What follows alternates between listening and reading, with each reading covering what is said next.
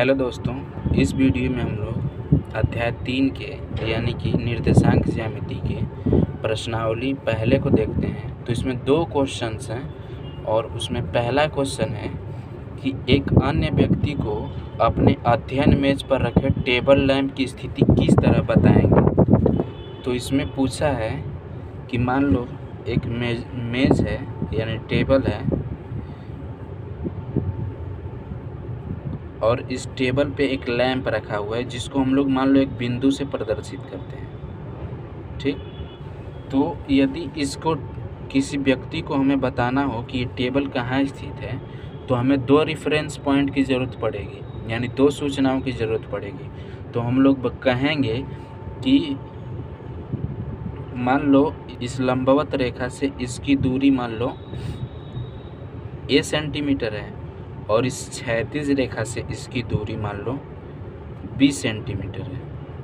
तो हम लोग उस व्यक्ति को कहेंगे कि ये जो लैंप है वो बाएं साइड के जो लंबवत रेखा है उससे a दूरी पर और जो नीचे वाली क्षैतिज रेखा है उससे b दूरी पर स्थित है। तो इस प्रकार हम लोग उस व्यक्ति को लैंप की एग्जैक्ट स्थिति बता देंगे। या फिर हम लोग ये भी कह सकते हैं कि वो ऊपर वाली क्षैतिज रेखा से c दूरी पर और दाएं वाली लंबवत रेखा से d दूरी पर स्थित है।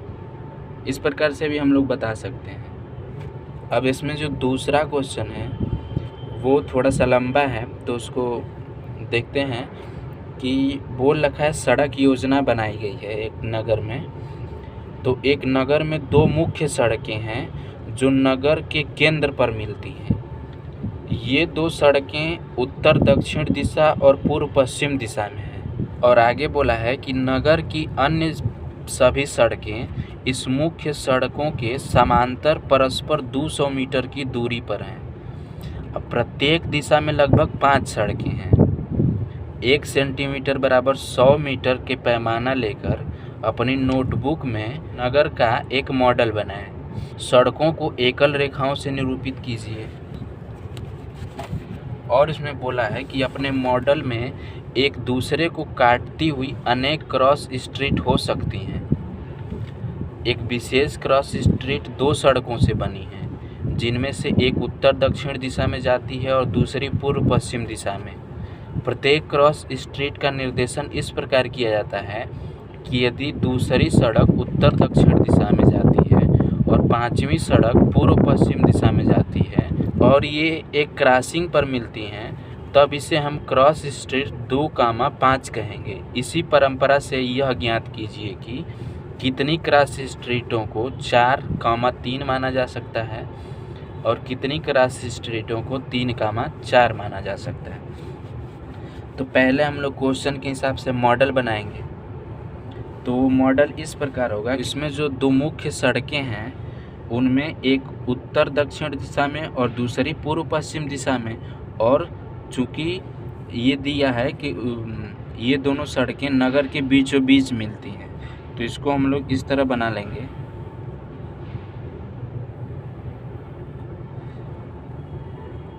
ये मान लेंगे नगर का बीचों बीच है इस तरीके से। और बोला है कि नगर की जो अन्य सड़कें हैं वो समानांतर परस्पर 200 मीटर दूरी पर मुख्य सड़कों से मिलती हैं। तो हम लोग इसको, और प्रत्येक दिशा में लगभग 5 सड़कें हैं, यानी कि उत्तर दक्षिण दिशा में भी 5 सड़कें और पूर्व पश्चिम दिशा में भी 5 सड़कें हैं। तो इस तरह से हम लोग 5 सड़कें बनाएंगे।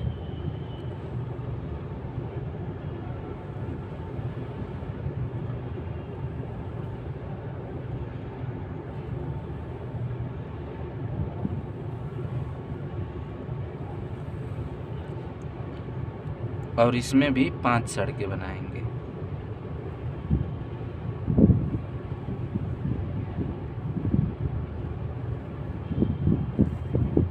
और इनका नाम दे देंगे।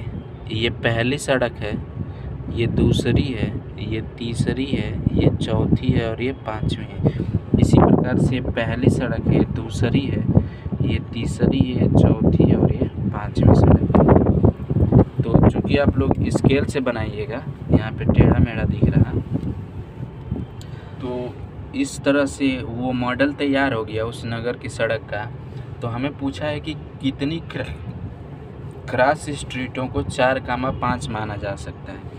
तो 4 जो है उत्तर दक्षिण वाली है, उत्तर दक्षिण दिशा वाली सड़क है, और 3 जो है पूर्व पश्चिम दिशा वाली सड़क है। तो 4 ये है उत्तर दक्षिण दिशा वाली सड़क, ठीक, 4 नंबर की ये वाली, और 3 नंबर पूर्व पश्चिम वाली ये है। तो ये दोनों कहाँ पे मिल रही हैं? इस बिंदु पे। तो ये हो जाएगा 4,3 वाली सड़क, ठीक, क्रॉस, यानी कि ये क्रॉस स्ट्रीट 4,3 है। इसी प्रकार से 3,4 यानी कि 3 जो है उत्तर दक्षिण वाली सड़क, और 4 जो है पूर्व पश्चिम वाली सड़क। तो 3 ये है उत्तर दक्षिण वाली सड़क, और 4 ये है पूर्व पश्चिम वाली सड़क। तो ये वाली बिंदु हो जाएगी, यानी कि ये क्रॉस स्ट्रीट हो जाएगा 3,4।